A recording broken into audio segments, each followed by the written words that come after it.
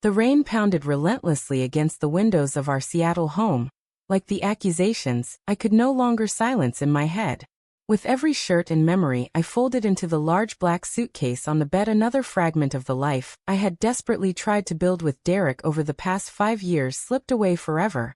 And as I finally zipped it shut and dragged it down the creaking stairs toward the front door, my heart hammering in my chest, there she was, Yarazy, standing motionless under the flickering streetlight, her dark curls plastered to her face by the downpour, her eyes locking onto mine with that same intense gaze that had haunted my dreams for a decade. I stood frozen in the doorway, the cold wind whipping around me mixing with the hot tears streaming down my cheeks. How had it come to this? The perfect marriage, the envy of our friends, the carefully constructed facade that had begun to suffocate me from the inside.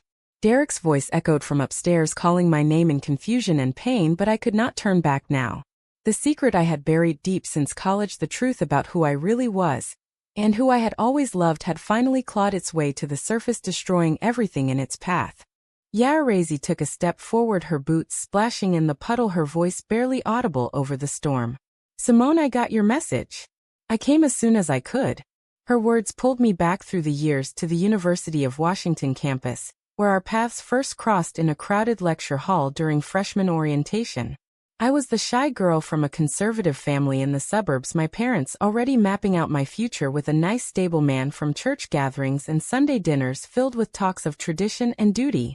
Yarazy was the confident sophomore with her artistic flair and sharp intellect, her laughter cutting through the noise of the room and making me notice things about myself I had never dared to examine. Our friendship started with shared notes and late-night study sessions in the library, where we would talk for hours about books and life, and the pressures we both felt, she from her own family expectations, and me from the weight of being the perfect daughter, who would marry well and carry on the family name without question.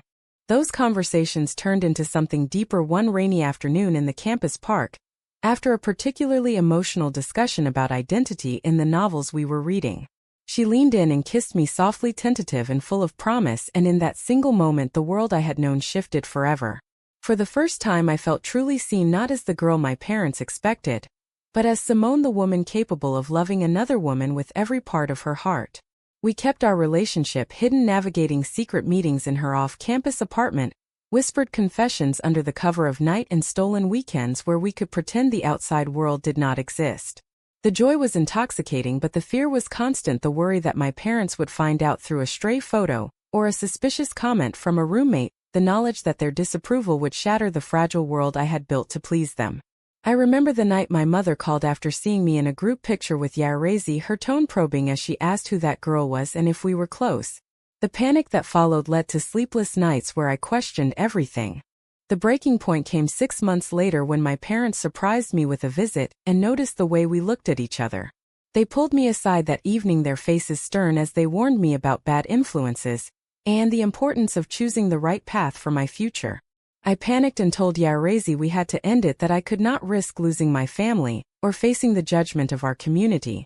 The pain in her eyes as she begged me to stay true to us still haunts me. I chose the safer route, dating men, to prove to myself and everyone else that I could fit the mold, eventually meeting Derek at a company team building event. He was kind, reliable, and everything my family approved of. Our courtship was quick, the wedding a grand event with all the trappings of success, but even as I walked down the aisle I felt a quiet emptiness, the ghost of what I had lost with Yarazy lingering in the back of my mind. Now as I stepped out into the rain, letting the door close behind me with a final click, the weight of that choice pressed down harder than ever. Yarazy took the suitcase from my hand without a word, and we walked to her car, the silence between us filled with years of unsaid words. I slid into the passenger seat, my clothes already soaked, the cold seeping into my bones, mirroring the chill of uncertainty about the future.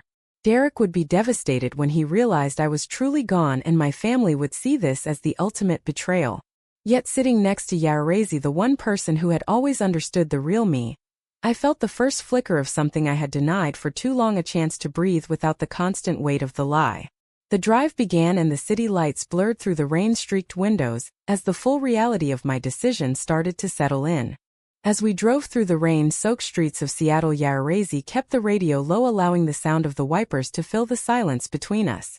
I stared out the window, watching the familiar neighborhoods pass by, wondering if I had just made the biggest mistake of my life or the bravest choice I had ever faced. The guilt gnawed at me relentlessly. Derek was a good man who had stood by me through career stresses and family expectations, never once suspecting the depth of the turmoil I carried inside. Yet I had married him knowing in my heart that my true feelings lay elsewhere. The deception, a survival mechanism, I had convinced myself was necessary to keep the peace. Yarezi glanced at me, her hand reaching over to gently squeeze mine in silent support. "You do not have to explain everything tonight," she said, her voice soft but steady.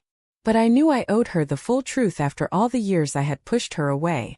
My mind drifted back to the painful breakup in college, the night I sat across from her in her small apartment, tears streaming down both our faces as I told her we could not continue. The family pressure had become too much after that surprise visit, my mother hinting at arranged introductions, and my father emphasizing the importance of a traditional life. I had convinced myself that ending things with Yarezi was the responsible choice, the way to avoid the stares, the whispers, and the potential loss of everything my parents had sacrificed to give me a better life in America. She had argued fiercely that we could face it together, that love like ours was worth the risk, but I was too scared, too young, and too conditioned by the societal norms that told me my happiness should come second to stability and appearances.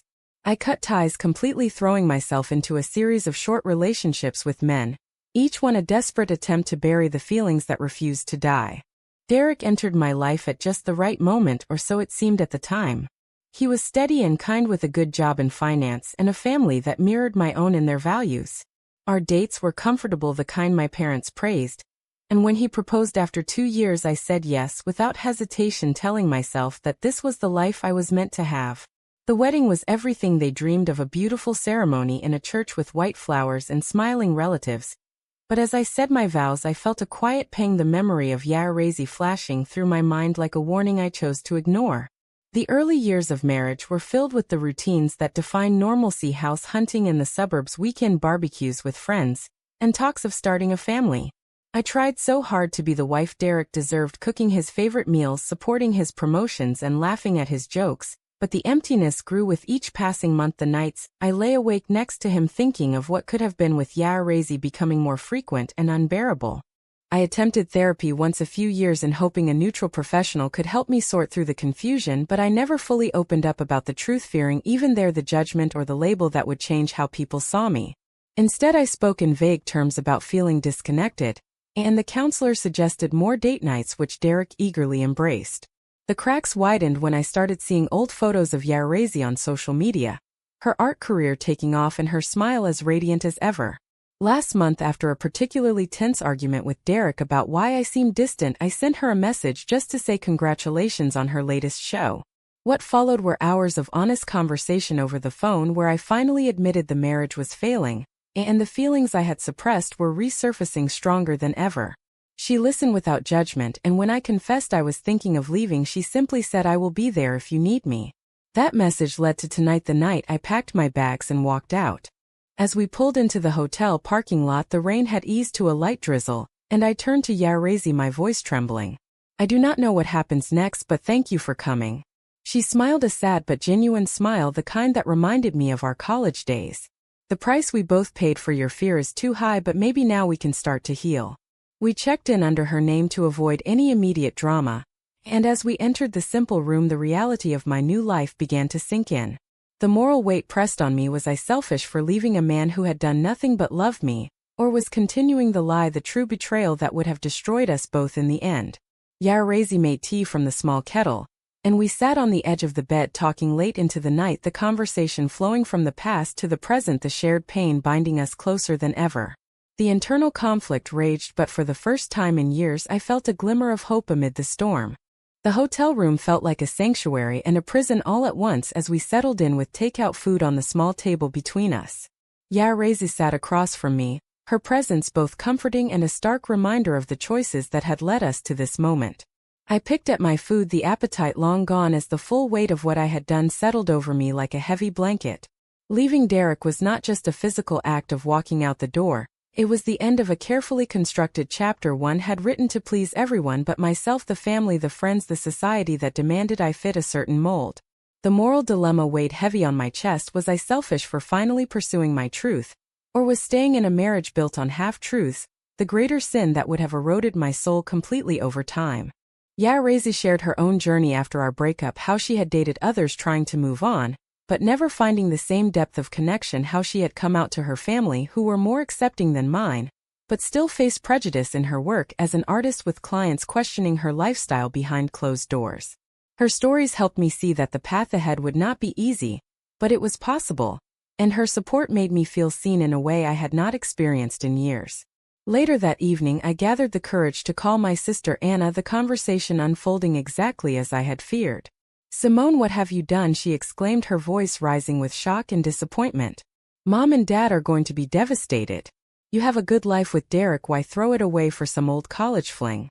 Her words cut deep, echoing the societal pressures I had internalized for so long, the idea that my personal happiness should always come second to maintaining stability and family harmony. I tried to explain the years of hiding, the constant feeling that I was living someone else's life, but she cut me off, saying I was being selfish, and that I needed to think about how this would affect everyone around me. The call ended abruptly with her promising to tell our parents and warning me not to expect support if I continued down this road. The next morning the phone rang again, this time my mother, her voice laced with a mixture of disappointment and barely contained anger. "We raised you better than this, Simone," she said, the words hitting like blows. "This will ruin the family reputation in the community. Come home and fix this before it is too late." The pressure was immense, the fear of being cut off from the family that had sacrificed so much to give me opportunities in this country, adding to the emotional storm inside me. Rezi held my hand through the call, her quiet strength a lifeline as I cried afterward, the tears a release of years of pent-up fear. We spent the day in the room talking about our past, the good times and the painful ones, the decisions that had cost us a decade apart. I recalled specific moments like the weekend we spent camping secretly, where we talked about our dreams without the weight of secrecy, and the way she had made me laugh until my sides hurt. Those memories contrasted sharply with the emptiness of my marriage, the times Derek and I sat in silence at dinner because I could not connect on a deeper level. The tension built as I knew more confrontations were coming with Derek, who had left voicemails pleading for a chance to talk, and with my family, who would not let this go without a fight. Reza suggested we take a short walk to clear our heads, and as we stepped outside, the fresh air after the rain felt like a small mercy.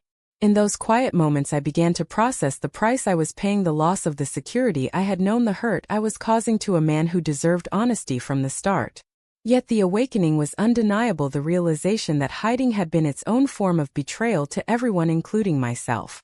The day ended with more calls from friends who had heard rumors, the societal judgment starting to swirl, but Rezi reminded me that true strength came from within, and for the first time I started to believe it.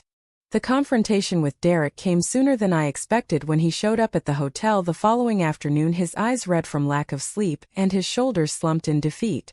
"Simone, we need to talk," he said, his voice breaking as we sat in the quiet lobby away from prying eyes.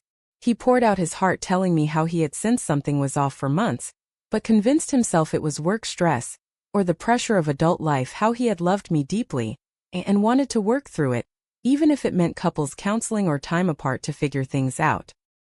His words tore at me, the image of the good man I had hurt by not being honest from the very beginning, the deception that had built a foundation on sand now crumbling under the truth.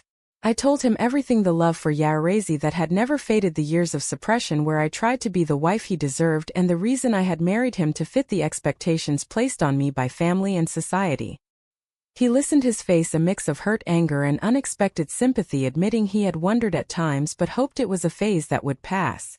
The conversation turned to the practicalities, the house, the shared finances, and the friends who would soon hear the news.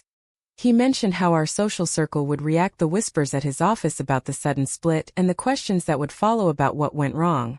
I felt the weight of the societal prejudice we both would now face, the labels and assumptions that came with coming out in a world that still struggled with acceptance. Later that evening my father called, his tone cold and final as he laid out the ultimatum. "If you go through with this divorce and this lifestyle, you are no longer welcome in our home," he said, the words final and cutting. The threat of losing the family support, the emotional ties, and even the financial help they had provided for our home over the years added another layer to the turmoil. I tried to explain my side, the years of living a lie that had left me empty, but he hung up after repeating that I was choosing selfishness over duty. Rezi was there through it all, listening without interruption, her own experiences with family prejudice helping me see that while the pain was real, the alternative of staying hidden would have been a slow death to my spirit. I made the decision to file for divorce, the act feeling both liberating and devastating as I sat with the lawyer the next day going over the details of separating our lives. The price was high, the loss of the comfortable life I had known, the hurt inflicted on Derek, who had been nothing but supportive, and the growing rift with my family that threatened to become permanent. But in the quiet evenings with Yairezi, sharing stories and small comforts like watching old movies together, I felt the first real sparks of hope, the awakening to who I was meant to be without the constant mask. The days blurred with phone calls from lawyers packing the remaining items from the house under tense circumstances with Derek, and the constant internal debate about whether my choices were justified.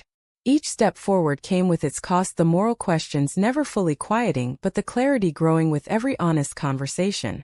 The tension escalated as friends began to take sides, some offering support, while others distanced themselves, the societal cost becoming tangible in the changed dynamics at work where colleagues offered awkward condolences or avoided the topic altogether. Through it all, Yairezi remained a steady presence, her love a reminder that some prices were worth paying for authenticity. As the weeks passed, the drama intensified, with mutual friends taking sides, some rallying around Derek and labeling me the one who had betrayed the marriage through years of hidden feelings, while others quietly reached out with messages of understanding about the struggle to live authentically. A close colleague at work who had been like family leaked details to our broader social circle, adding fuel to the fire of judgment I faced in professional settings where promotions and projects suddenly carried subtle questions about my reliability and focus. The pressure mounted from all directions, but Yairezi stood by me, her unwavering love acting as an anchor in the storm of accusations and second-guessing. We spent time together recreating small echoes of our college days, like a quiet walk in the same park where our first kiss had happened, the location now filled with new meaning, as we held hands openly for the first time in public. The joy in those moments was real, but always mixed with the ongoing guilt that lingered like a shadow. I visited Derek one final time at our old house to sign the remaining papers, his sadness palpable as he asked if there had ever been any chance to save what we had built. I answered honestly no, the lie had gone on too long and staying would have only prolonged the pain for both of us. He nodded with a mix of resignation and lingering hurt, wishing me well in a way that made the moral weight even heavier. The family rift deepened when my mother sent a long letter detailing how my decision had affected her health, the emotional blackmail, a final attempt to pull me back into the fold. Yet in my late-night talks with Yairezi, I began to see the other side clearly. The cost of staying hidden would have been my own soul slowly eroding under the weight of pretense. The small victories came in unexpected places, like the support from a new group of friends in the local community, who welcomed us without question, or the moments of laughter with Yairezi as we cooked simple meals in her apartment, the normalcy feeling like a gift after years of performance. The tension peaked when my parents demanded one last family meeting, flying in for the occasion. The arguments heated as my father cited religious teachings and societal expectations, while my mother cried about the lost future of grandchildren and family gatherings. I stood my ground, explaining that the deception had hurt more than the truth ever could, the decision to choose love and self-acceptance costing me the security I had clung to for so long. Yairezi waited outside the meeting place, her presence giving me the strength to walk away without regret. The betrayal I felt from my family for their refusal to accept me was painful, but it also marked a turning point in my growth, the realization that some relationships required conditions I could no longer meet. As the days turned into a new routine, the internal conflict began to resolve into a tentative peace, the price paid in lost ties and public scrutiny feeling justified by the freedom I now experienced. The final choice solidified on a clear morning after another night of rain, when I signed the last divorce papers and moved the remaining boxes into a small apartment Yairezi had helped me find. The family contact had gone silent for now, the pain of that estrangement sharp like an open wound, but the sense of freedom that followed was sweeter than any security I had known before. Derek had started to move forward in his own way. His last message, a careful mix of forgiveness and sorrow that allowed us both some closure without reopening the old wounds. The societal backlash that had swirled in the beginning began to fade as new connections formed in the local community, where people understood the journey without needing explanations. With Yairezi by my side, the days took on a rhythm of quiet happiness, the romantic moments simple yet profound, like sharing sunsets from the balcony, or walking hand in hand through the markets without the need to hide. The internal conflict that had raged for years resolved into a hard one, acceptance, the moral questions about right and wrong still lingering in quiet moments, but the path ahead feeling clearer with each passing day. I had paid the price with lost stability, strained family bonds, and the guilt of hurting a man who had loved me in his own way, but in return I gained the truth of who I was without the constant shadow of denial. As we sat together on the balcony overlooking the city lights, Yairezi took my hand, and in that simple gesture, I knew the long journey filled with hurt decisions and awakenings had been worth every step for this hard-earned peace. The betrayals, the sacrifices, and the societal pressures had shaped me into someone stronger, someone authentic, and the love we shared now felt like the reward for all the courage it took to get here. Yet as I reflected on the lives affected, the choices made, and the prices paid, one question remained to echo in my mind, and perhaps spark debate in others facing similar crossroads. Did I do the right thing by shattering my marriage and hurting those I loved to finally live my truth with Yairezi, or should I have continued hiding to spare everyone the pain and maintain the appearances that society demanded?